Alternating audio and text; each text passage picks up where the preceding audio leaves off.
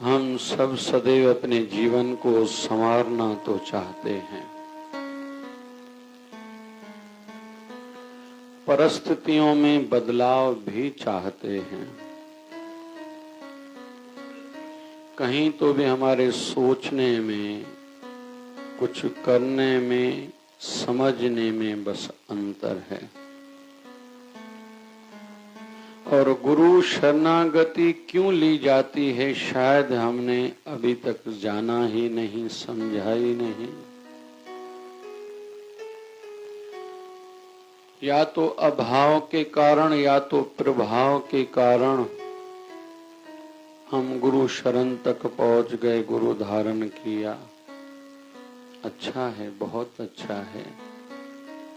कम से कम हम लोग आध्यात्मिक दृष्टि से सुहागिन तो बने हैं। लेकिन गुरु शरण का जो लाभ मिलना चाहिए था,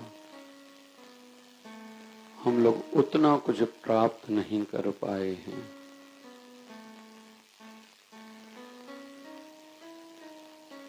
ये जन्म जन्म की एक यात्रा है। जिस भी दृष्टि से देखेंगे, हमारे सनातन धर्म की मान्यता है, हम कई जन्मों से भटकते हुए मनुष्य देह में आए हैं। चलो, जो हो गया सो हो गया। कम से कम आगे के लिए तो कुछ अच्छा सोचें, समझें और जल्दी से करने का प्रयास करें कि शेष जीवन जितना बचा है, हम ज्यादा से ज्यादा उस दिशा में कुछ आगे बढ़ पाएं।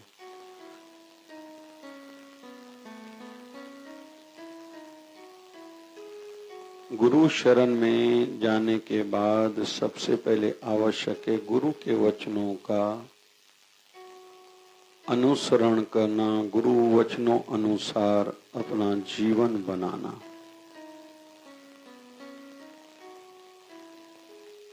कितना भी अंधेरा हो घर में, हम बाहर से आए, घर को बाहर से ताला लगा हुआ था, हमने खोला, अंदर गए तो अंधेरा था। और अंधेरे के कारण बहुत सी संभावनाएं होती हैं, हम लोग अंदर में प्रवेश करें, अपना ही घर है, कहीं ठोकर खा के गिर न जाएं, कोई हड्डी न टूट जाए। और जिनको भी आंखों में मोतिया रहता है ना, वो मुंह के बल गिरते हैं। और आंखों की इंजरी, चोट लगने की संभावना उनको ज्यादा है जिनको मोतिया बिंदु हो चुका है, क्योंकि उनको रात को विशेष रूप में अंधेरे में दिखाई नहीं देता।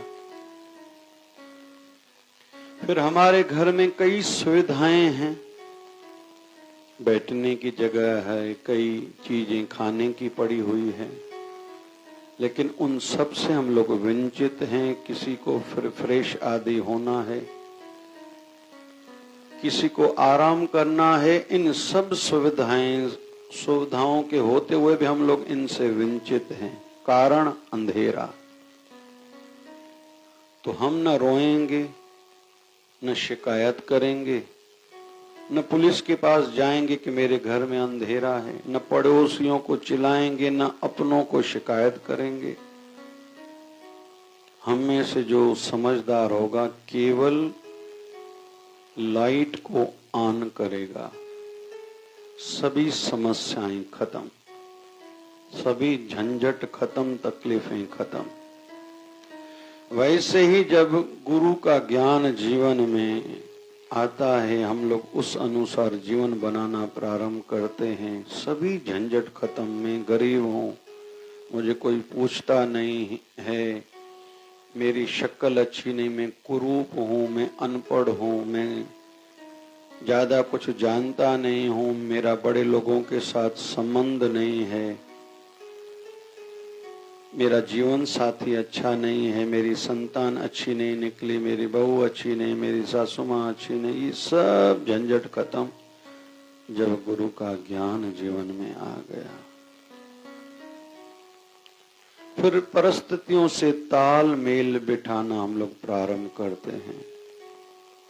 हम में से हर कोई गुलाब के फूल की भांति खिलना तो चाहता है, महकना तो चाहता है, लेकिन गुलाब का फूल कांटों से तालमेल बिठा के कांटों की सेजा पर ही सदैव वास करता है। गुलाब का फूल किसी को शिकायत नहीं करता कि मेरा आसन कांटे हैं। वैसे ही जीवन में जब तक गुरु ज्ञान नहीं आएगा, हमारे जीवन से अज्ञान नहीं जाएगा। ये पूरे झंझट जितने भी हैं, मुझे इतनी प्रॉपर्टी इकट्ठी करनी है, मुझे ये अभी काम बाकी हैं, अभी मेरी आयु के थोड़े साल रहे तो और ज्यादा कमा लूं, ये करूं, क्योंकि हम खुद को शरीर मानते हैं, खुद को कर्ता भाव में मानते हैं। श्रीमद् भगवत गीता के अनुसार इसको कहा जाता है कर्ता भाव।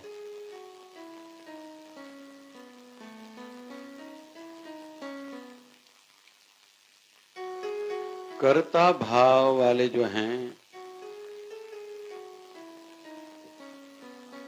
उनके पीछे ही झंझट है। एक टीचर था, एक कथा के माध्यम से हम लोग समझेंगे, और सभी हम जितने भी बड़ी आयु वाले बैठे हैं, जिनको भी ये लगता है कि घर को मैं ही चलाता हूं, मैं नहीं रहूंगा तो क्या होगा, उनके लिए बहुत बढ़िया एक सीख है।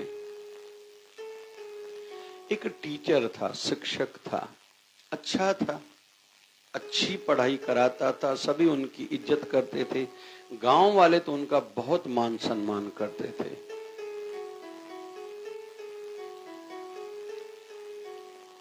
पत्नी अच्छी थी, अच्छा स्वभाव था।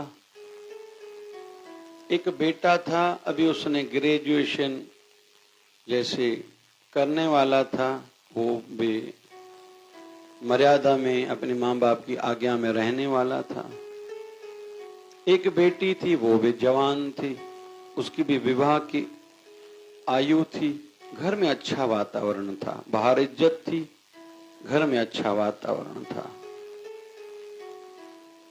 एक दिन अचानक उसके मन में आया कि मैं घर वालों को खिला रहा हूं, मेरे दम से मेरा घर चल रहा है।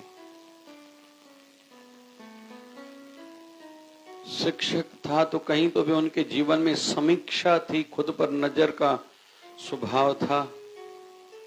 अभी खुद के जीवन में झांक के देखा, ये जो मेरे मन में विचार आया है कि मेरे माध्यम से मेरा परिवार चल रहा है, ये ठीक है नहीं।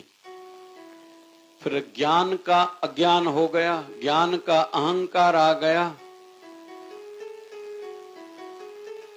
कि मैं ज्ञानवान हूं।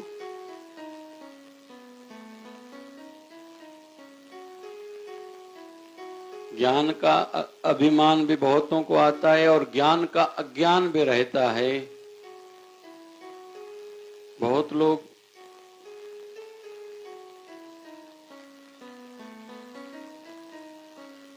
इस बीमारी से ग्रस्त रहते हैं।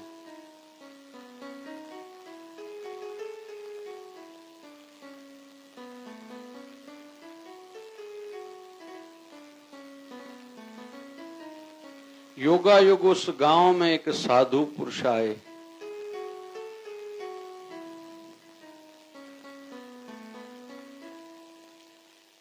उस संत के पास वो टीचर गया, कहने लगा मैं टीचर हूं, शिक्षक हूं, बच्चों को पढ़ाता हूं, बच्चे मेरा मान सम्मान करते हैं, गांव में मेरी इज्जत बहुत है, परिवार का वातावरण भी बहुत अच्छा है, मैं संतुष्ट हूं, जीवन साथी से संतुष्ट हूं। लगभग आज की दुनिया में कोई जीवन साथी से संतुष्ट होता नहीं, लेकिन मैं सेटिस्फाई हूं, संतुष्ट हूं अपने जीवन साथी से। 2 बच्चे हैं, दोनों आज्ञाकारी हैं, अच्छे हैं, बच्ची ने अच्छी पढ़ाई करी है, विवाह योग्य है, लड़के ने भी अभी ग्रेजुएशन जैसे पूरी करने वाला है, उसकी जॉब लगेगी। हमारा घर का वातावरण बहुत बढ़िया है, लेकिन पता नहीं क्यों इन दिनों में एक नई बीमारी मुझे लग गई है कि मैं ही परिवार को चला रहा हूं। शिक्षक हूं, ज्ञानी हूं, अच्छा खुद को नहीं लग रहा, लेकिन क्या करूं, बीमारी लग गई है। साधु पुरुष ने देखा ये टीचर है तो अच्छा, लेकिन इस बीमारी का उपचार इलाज तो मुझे ही करना है।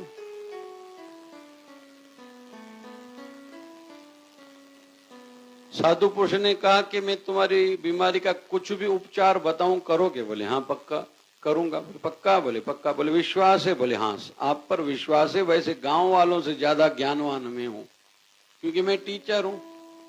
लगभग हर घर का एक बच्चा मुझसे पढ़ा हुआ है, जो आज बड़ी आयु वाले हैं, उनमें से भी कई मेरे स्टूडेंट रहे हैं। इसलिए मुझे लगता है मैं इन सबसे ज्ञानी हूं, ज्यादा समझता है। लेकिन ये बीमारी से ग्रस्त हूं, इस बात का भी ज्ञान अभी मुझे हो गया है कि मुझे लगता है मेरा परिवार मेरे माध्यम से चल रहा है। तो उस साधु पुरुष ने कहा आप ऐसा कीजिए, 2 साल के लिए आप महानगर चली जाइए, बड़े शहर में चले जाइए कमाने के लिए, लेकिन आप परिवार को बता के न जाइए। बोले फिर मेरे परिवार का पीछे क्या होगा? बोले मैं संभाल लूंगा, संत हैं, विश्वास है, संभाल लेंगे। बगैर परिवार को बताए दादाजी वो टीचर चले गए महानगर में, वहां जाके जॉब किया, अच्छी जॉब मिल गई। टीचर तो अच्छा था, जानकार था, अच्छी खासी कमाई हो रही थी। इधर से परिवार वालों ने ढूंढा, हमारे बेटे ने ढूंढा पिताजी कहाँ गए, बेटी ने ढूंढा, पत्नी ने ढूंढा, ढूंढने पर पता नहीं चला। उन साधुओं के माध्यम से संदेशा घर पहुंचा कि आपके पिताजी थोड़ा बाहर गांव से निकल गए थे जंगल में, एक शेर ने उनको मार दिया। परिवार वाले दुखी हो गए, लेकिन समय से हर कोई एडजस्ट करता है, स्वीकारता है। अभी गांव वालों ने देखा कि हमारे शिक्षक अच्छे थे, परिवार अच्छा है, तो उनकी उदर पूर्णा के लिए थोड़ी व्यवस्था पंचायत ने की, बच्ची की मंगनी कराई, विवाह गांव वालों ने करा दिया, और लड़के की भी पढ़ाई पूरी हुई। गांव वालों ने प्रयास किया, उनकी नौकरी लग गई। 2 साल के बाद वो टीचर लौटा घर।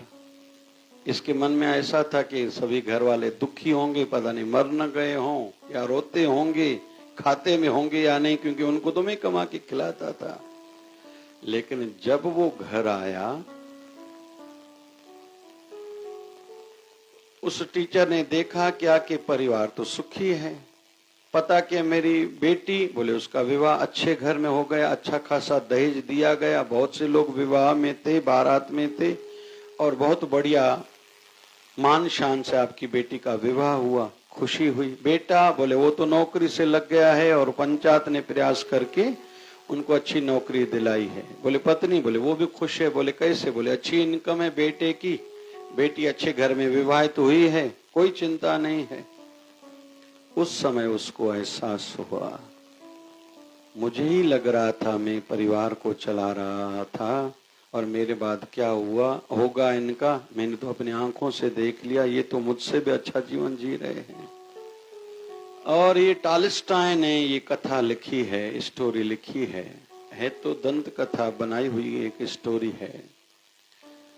तो उन्होंने कहा कि लिखा है कि ये जो कथा है, इस माध्यम से हम खुद सब अपने मन को समझाएं। हम सबको ऐसे लगता है कि मेरे बगैर परिवार कैसे चलेगा, लेकिन उसका उदाहरण हम ही हैं। हमारे माँ बाप ने इतना पैसा नहीं दिया, हर कोई कहता है मैंने अपने खून पसीने से कमाई है। हम अपने पिताजी से पूछेंगे, वो भी ऐसे कहते हैं मेरे पिताजी ने मुझे इतने पैसे थोड़ी दिए थे जितने मैंने कमाए। ऐसे ही हमारे आने वाले वंशज भी कहेंगे। हम माध्यम जरूर हैं, फर्ज निभाने हैं, लेकिन उसी बात को लेके सदैव चिंतित रहना और केवल वही करते रहना, ये नादानी है। यह ज्ञान गुरु की शरण में आने के बाद मिलता है।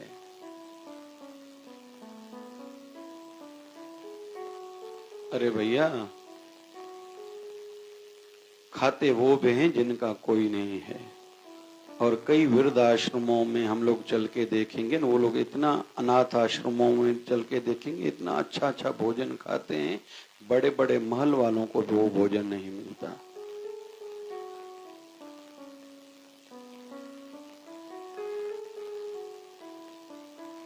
राजकोट में जब मैंने एक रात को सत्संग पूरा हुआ, भोजन खा के मैं बाहर टहल रहा था, कई साल पहले, ये 2014 की बात होनी चाहिए या 15 की होनी चाहिए। तो मैंने एक गाड़ी देखी, पूछा उनसे ये क्या है। मैंने कहा ये गाड़ी क्यों अलग लग रही है? बोले यहाँ राम रोटी लेके जाती। बोले, मैंने कहा ये राम रोटी क्या होती है? उन्होंने बताया कि जिस भी घर में कोई मांगलिक कार्य है, विवाह है, किसी का बच्चे का जन्म हुआ, मंगनी हुई आदि, वास्तु किसी घर का है, तो वहां नाम लिखा के आते हैं, घर में रोटी तैयार करते हैं, ये गाड़ी लेके जाती है और गरीब एरियाओं में जाके बांटती है। या किसी की पुण्यतिथि रहती है। तो मैं वहां से प्रभावित हुआ था। 6 महीने मैंने चिंतन किया। फिर 29 नवंबर 2015 को हमने शिवधारा राम रोटी शुरू की, जो प्रभु दया से एक दिन के खाड़े बगैर ही, एक दिन का भी खाड़ा नहीं हुआ है, निरंतर हमारे शिवधारा राम रोटी की सेवा चल रही है।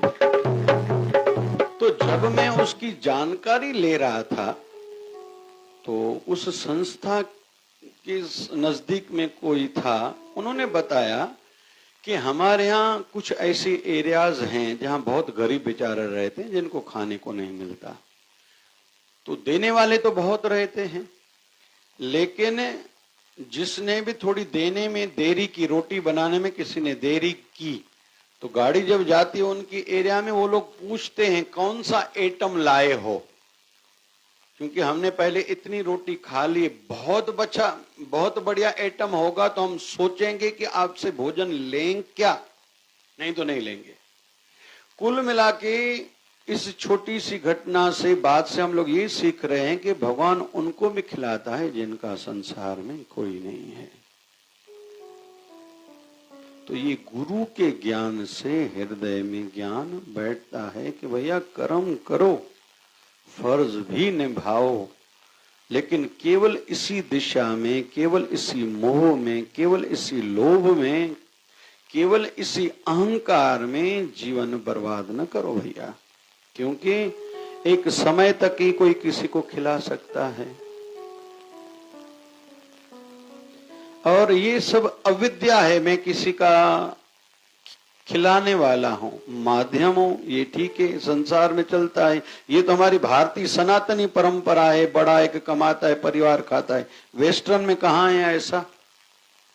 मैच्योर कोई हुआ, पार्टी करते हैं, 18 साल का मेरा बेटा या बेटी हो गई, पार्टी की, समाज को इन्फॉर्म किया गया, समाज को बताया गया, जयराम जी की अभी बच्चा जाने, उसका काम जाने, माँ बाप जाने, उनका काम जाने। तो वो लोग कैसे जी रहे हैं? कई देशों में ऐसी स्थिति है, और ये केवल हमारे इस एशिया के टुकड़े में थोड़ी परंपरा है, परिवारवाद करके रहते हैं। हमारा भारत हो, हमारा पाकिस्तान हो, पड़ोसी देश, थोड़ा बांग्लादेश को देखें हम लोग, थोड़ा श्रीलंका को देखें, थोड़ा नेपाल को देखें, रेस्ट ऑफ यूरोप कंट्रीज ऐसे थोड़े रहते हैं परिवारवाद की तरह जैसे हम लोग रहते हैं। साथ में रहते हैं, साथ में भोजन खाते हैं, एक दूसरे का दुख बांटते हैं, पूछते हैं आज क्यों उदास उदास लग रहे हो। वहां कोई किसी से बात ही नहीं करता। और थोड़ा झलक देखनी है तो मुंबई में जाके देखें, विशेष तौर पर वीटी स्टेशन पर कितनी भाग दौड़ है, हजारों लाखों लोग आंखों के सामने गुजर जाते, कोई किसी की ओर देखता तक नहीं है। तो ये गुरु के ज्ञान से ही अज्ञान का पर्दा हटता है। और अविद्या भी इसको ही कहते हैं। ये जो कहते हैं ना, सिमरो सिमर सिमर सुख पावो, कल कलेश तन माह मिटाओ। ये कलेश 6 प्रकार के रहते हैं। उसमें पहला कलेश है अविद्या। अविद्या मतलब ना समझी, समझते हुए ना समझी वाला जीवन जीना, इसको कहते हैं अविद्या। गुरु के ज्ञान से ये अविद्या मिटती। अविद्या का एक शब्दावली में अर्थ ये न देखें कि जिन्होंने विद्या प्राप्त नहीं की, अनपढ़ है, नहीं। अविद्या का अर्थ है जो समझदार होते हुए बिना समझे के काम करे। आश्चर्य होता है ना, बड़े बड़े डॉक्टर पूरी तंबाकू खाते हैं, शराब पीते हैं, दिन भर में पैसा कमाया, 1 रुपया एक मरीज को छोड़ने के लिए तैयार नहीं है, लेकिन वो पैसा जाके क्लबों में, जुआ में हराते हैं। अरे ये कोई बात है कोई भाई? महंगी महंगी शराब पीना, आदि आदि आदि, पता नहीं क्या क्या बातें सुनते हैं। एक दिन में पता नहीं कितना खर्चा खुद पर करते हैं। और पहले के जमाने में और आज में क्या अंतर है? पहले जल्दी तलाक नहीं होती थी, अभी रिश्ते जल्दी नहीं होते, तलाक जल्दी होती है। पहले लोगों को ज्यादा धन होने के बाद गरीबी का दिखावा करते थे, और आजकल पैसा नहीं है फिर भी पैसे का दिखावा बहुत करना है, और उसी के कारण हर कोई चिंतित रहता है, ये पैसे चुकाऊंगा कैसे, कहां से आएगा पैसा। इसी को ही अविद्या कहते हैं, और ये गुरु के ज्ञान से अविद्या मिटेगी।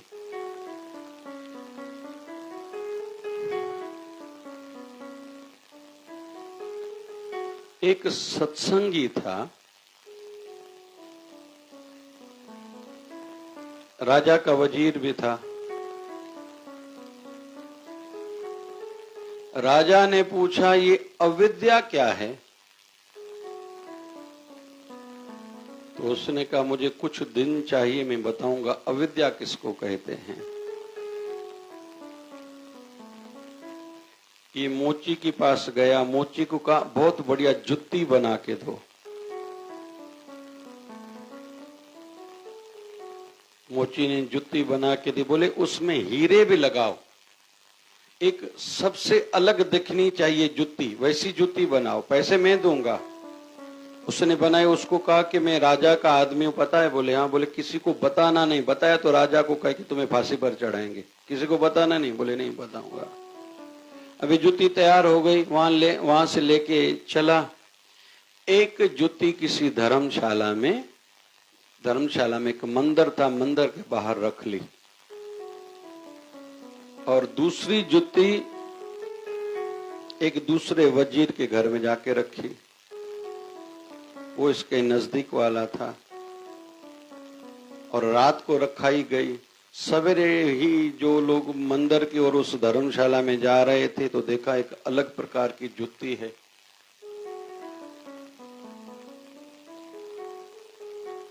अभी चर्चा चलिए, जुत्ती कहां से आई, कहीं मिलती है? बोले नहीं। कोई अलौकिक है, कोई विशेष है, खास है?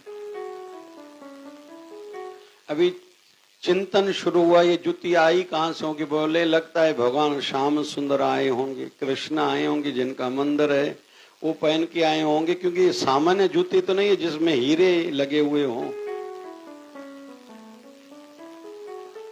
अभी चर्चाएं चलने लगी, बहुत समाज में ये बातें फैल गई कि भाई भगवान कृष्ण शायद आए होंगे, ऐसी जुत्ती। सभी ने कहा चलो हम इसका दर्शन करते हैं। फिर पूजा स्थान पर कहीं तो भी रखा गया, हर कोई फूल चढ़ाए भाई। फिर मन्नत मांगने लोगों ने शुरू कर दी। अभी ख्याति राजा तक पहुंची। राजा के भी मन में था मेरा भी काम नहीं हो रहा, चलो मैं भी मन्नत करने के लिए चलता हूं। मां भी बात सभा से अच्छा दर्शन करे, अच्छा उन्हें जुत्ती जो। राजा भी वहां आया और पूजा की सामग्री लाया कि इस जुत्ती की पूजा करनी है। मेरे भी जीवन में जो संकट चल रहे हैं, जो मेरी मनोकामना वो पूर्ण हो जाए, संकट दूर हो जाए, पूजी का इस जुत्ती का पूजन करता हूं।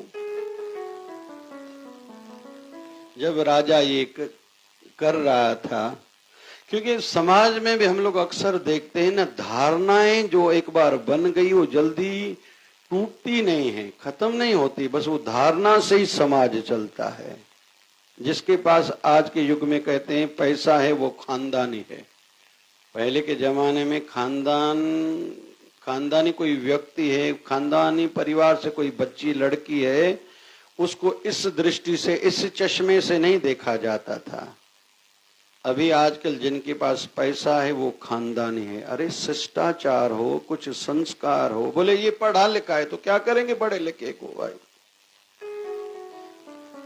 तो समाज में बस धारणा बन गई है। अंग्रेजों ने एक धारणा बनाई थी लगभग 100 साल पहले, और मैकोले से जब इंग्लैंड की सांसद में पूछा गया था, जब वो कई सालों तक यहाँ भारत में रहा, भारत का भ्रमण किया, भारत को जांचा, देखा, समझा, जब इंग्लैंड की संसद में मैकोले ने जाके ये बयान दिया था, बोले भारत को आप गुलाम नहीं बना सकते। बोले क्यों?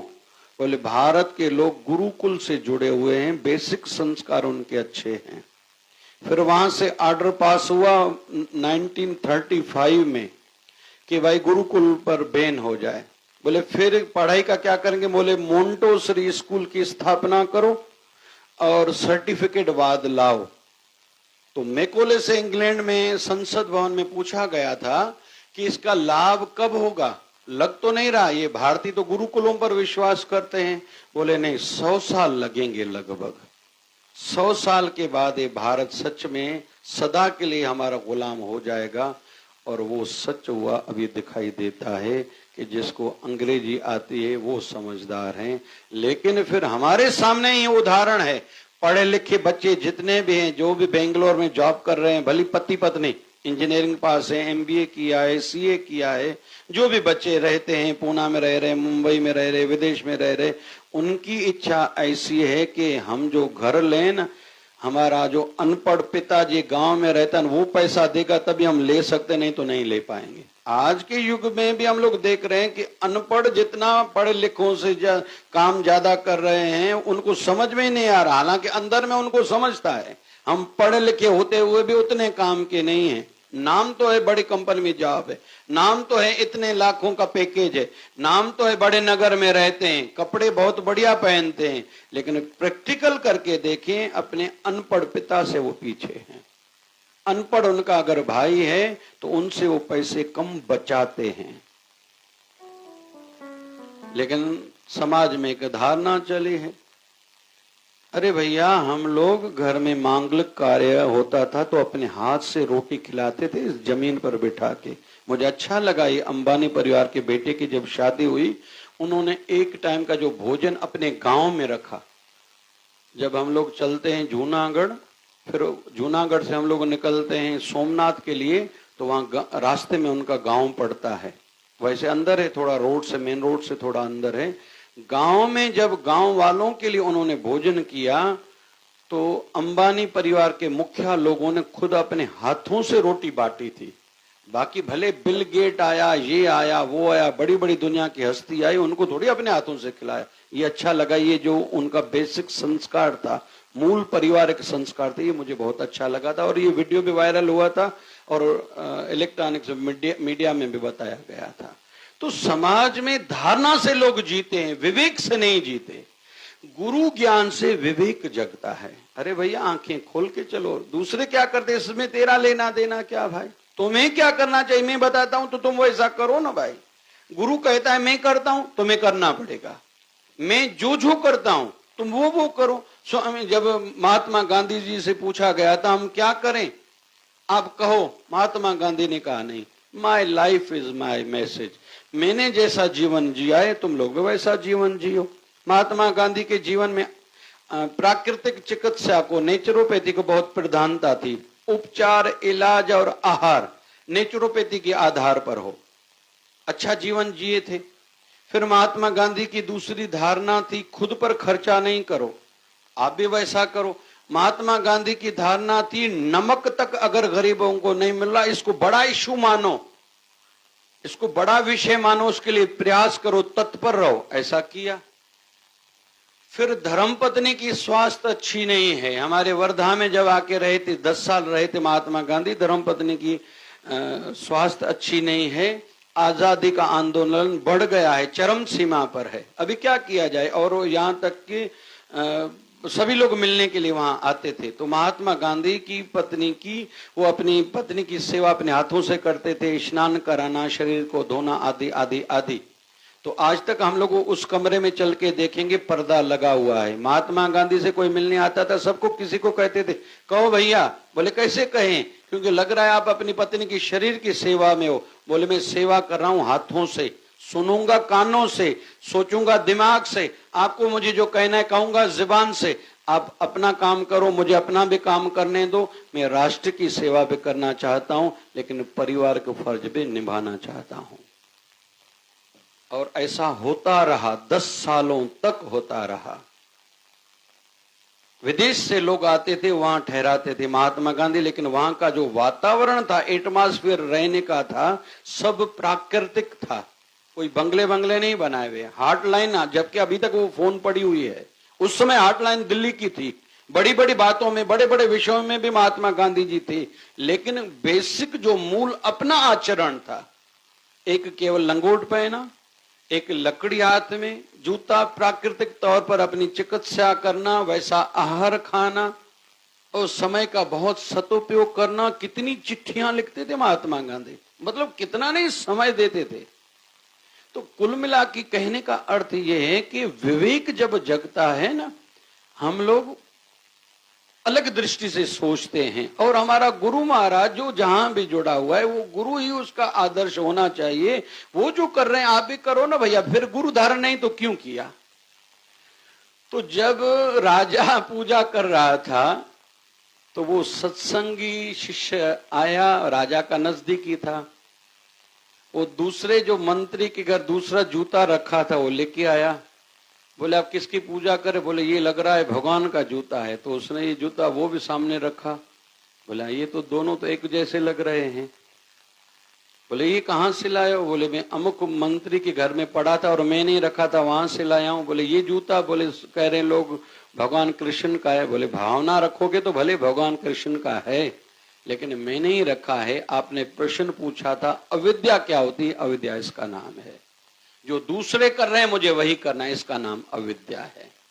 सोचना नहीं है, समझना नहीं है, विवेक से काम नहीं लेना, बस इसका नाम ही अविद्या है। तो आज के सत्संग का बिंदु था गुरु ज्ञान का प्रसाद जिसको भी मिलता है, गुरु ज्ञान का प्रसाद जिसको भी मिलता है,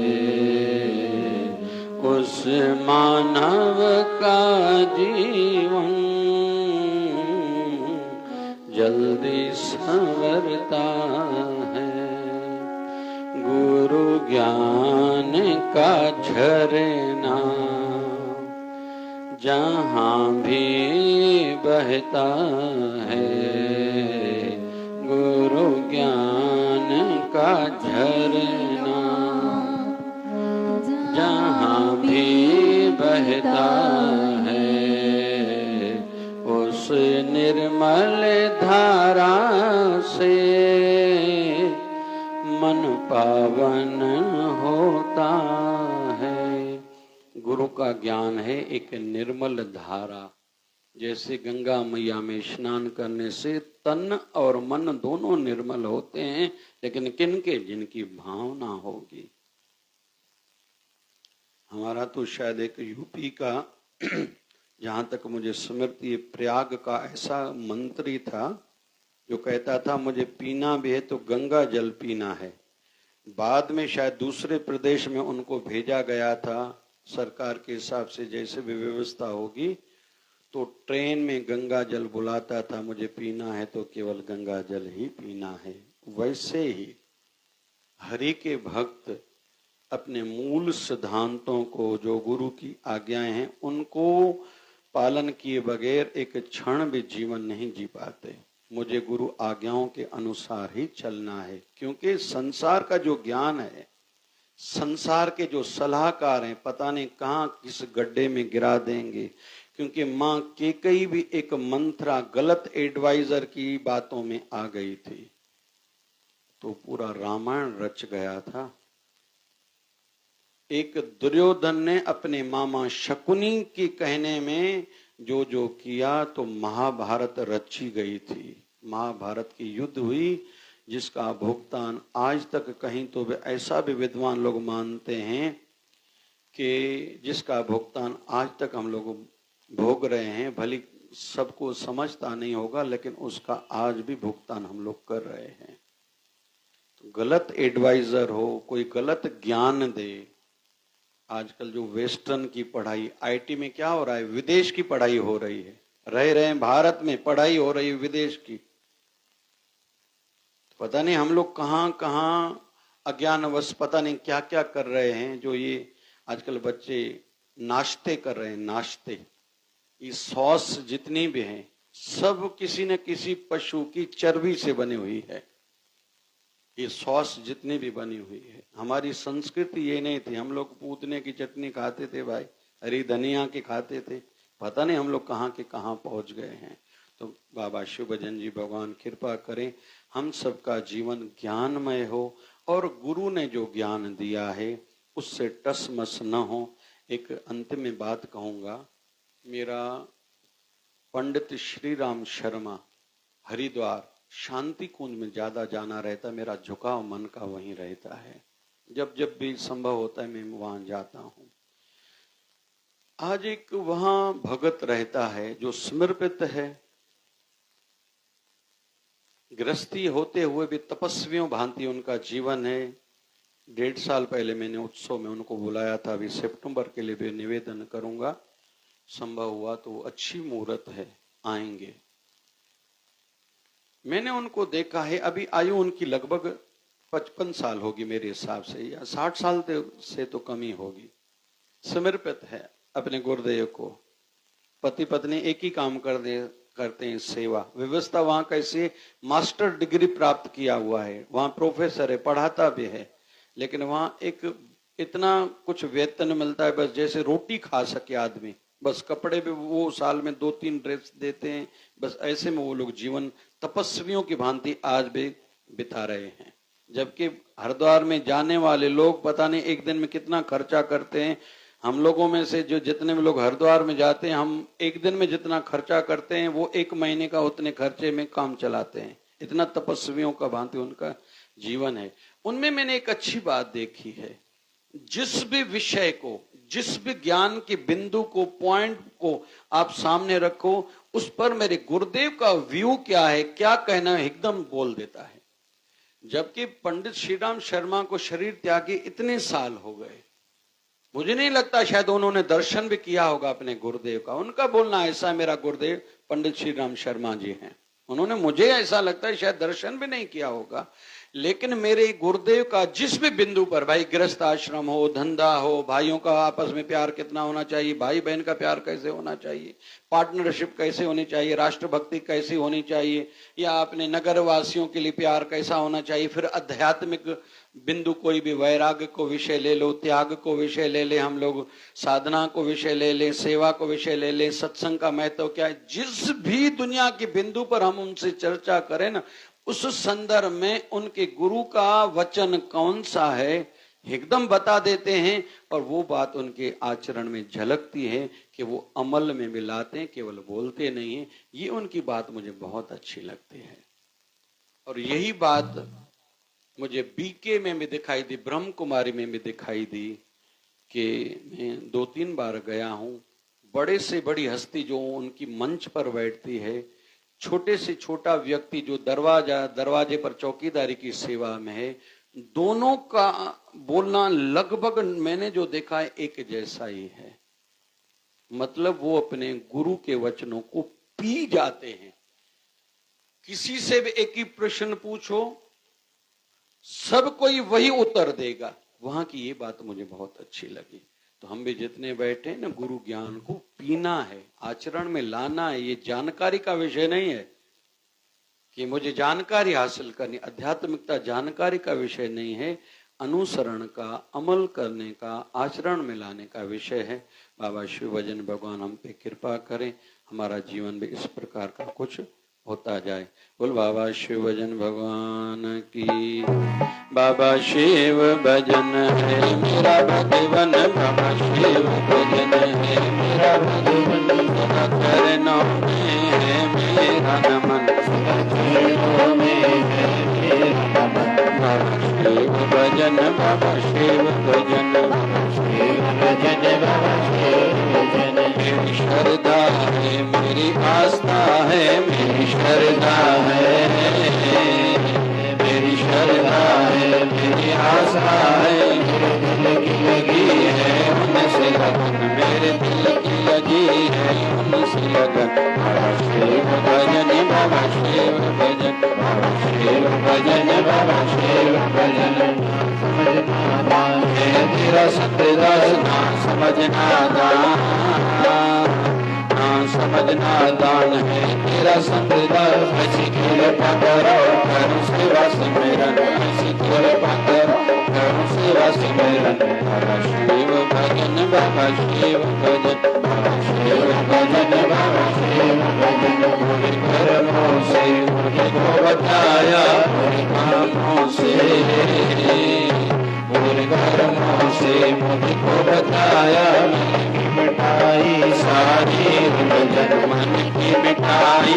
हरि बोल बाबा शिव भजन बाबा शिव भजन बाबा शिव भजन बाबा शिव भजन आया आया झूलेलाल जी आया आया झूलेलाल जी आएगा लड़ जो आसरो झूले झूले झूले झूले झूले लाल आयो आयो आयो आयो आयो लाल झूले झूले झूले झूले लाल आयो आयो आयो आयो आयो लाल हरे राम राम राम हरे हरे हरे राम राम हरे हरे हरे कृष्णा कृष्णा कृष्णा हरे हरे कृष्णा कृष्णा कृष्णा हरे हरे हे पूर्ण परमात्मा पापों का कर खात्मा हे पूर्ण परमात्मा पापों का कर खात्मा शिव बने धर्मात्मा हम सब तेरी आत्मा हमारा प्यारा शिवधारा नित्य प्यारा शिवधारा शिव की धारा शिवधारा हमारा प्यारा शिवधारा हमारा प्यारा शिवधारा हरे सद्गुरु स्वामी शिव भजन जी महाराज की बोलिए शिवधारा वाले साहिब की जय जय शिवधारा।